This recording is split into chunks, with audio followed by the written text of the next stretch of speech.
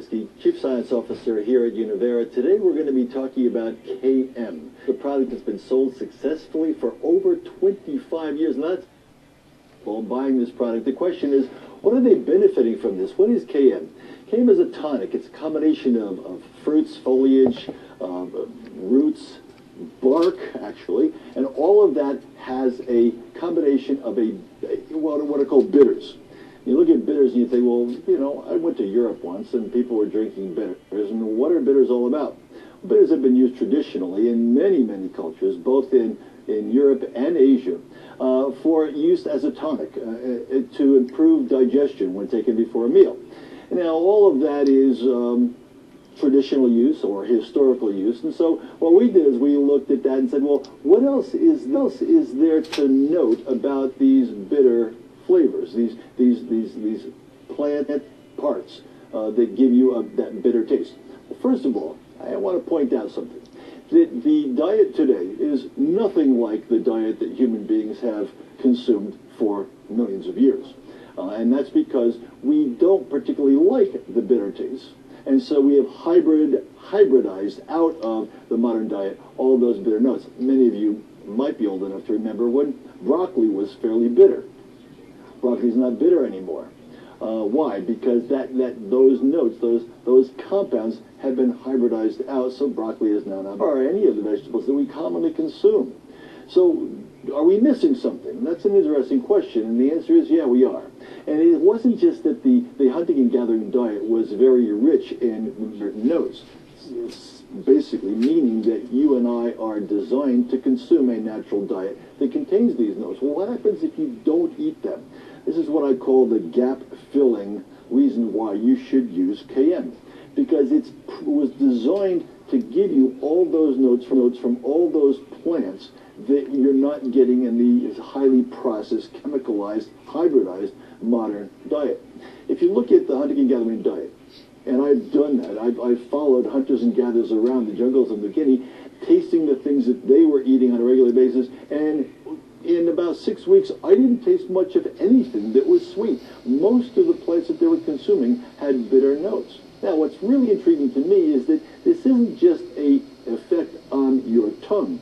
It's an effect on many areas of your body. I've got a graphic coming up showing you all the areas where there are cells that sense these particular compounds in bitters, including the ingredients that are in KM. Now, look at that, and you'll see that it's not just in the tongue. We're talking about what is now being called as transduction cascades, which means that the effect that it has on one area of your body cascades to having effect throughout the body. Now, if there is a sensor for those particular compounds that are in bitters, if there is a sensor, that means that there is a response. Now that gets really interesting, which means that if you're not consuming those particular compounds, there's a response that is lacking. And it's not that there's a bitters deficiency that you'll suffer from, but what are those compounds doing? What biochemical activity are they wise to include some of these ancient tastes and these ancient compounds in the diet? We think the answer is yes. Not just for the things that people report, which are, though it makes my digestion better, helps keep me regular. Some people report that it has reduced their craving for sugars. And all of that may be well and good, but we went to look at what else is going on. Now, when you do that, you find out that there's something really interesting. And I'm gonna try to explain this. There's something really interesting. And I'm gonna try to explain this by reading a quote from number 20 in 2011. This gets a little technical, so I'm going to do a translation for you. They're talking about one of the chemicals that are stimulated by the bitters, and they've been identified CCK, cholecystokinin, which is basically a biochemical message that you're either hungry or full. So it stimulates CCK. At the same time, these bitters have been shown, and again, this was reported in Proceedings of the National Academy of Sciences in January 18th of 2011, showing that bitters stimulate not only CCK, but gastrin and pepsin. So those are compounds that are enzymes that are involved in the digestion process. So when someone says that bitters improve occurring.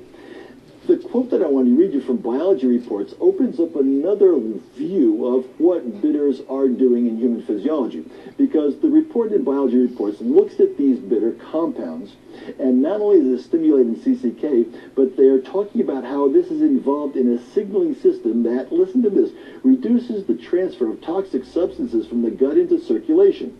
This is supported by a study showing that CCK released in response to bitter-tasting compounds then acts on CCK2 receptors on nearby enterocytes. These are cells in the into bitter-tasting compounds.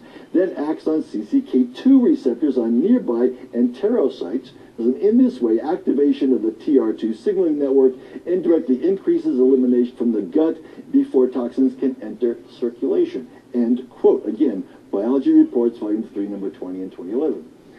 Oh, that was too...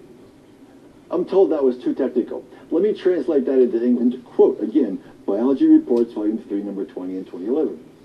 Oh, that was too...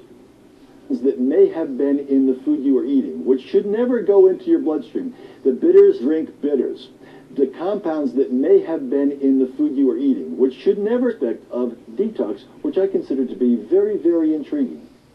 This was a study done on bitters, but bitters have an intriguing similarity whether they come from bark, roots, or other parts of the plant. And the combination of ingredients in KM was designed to give you a wide spectrum of bitters, again, from a large number of compounds all together in a tonic that you can consume on a daily basis, either 1 or 2 tablespoons a day. Oh, what now? Oh, right. There are new sales tools coming for KM soon. Watch for basis, either 1 or 2 tablespoons a day. Oh, what now? Oh.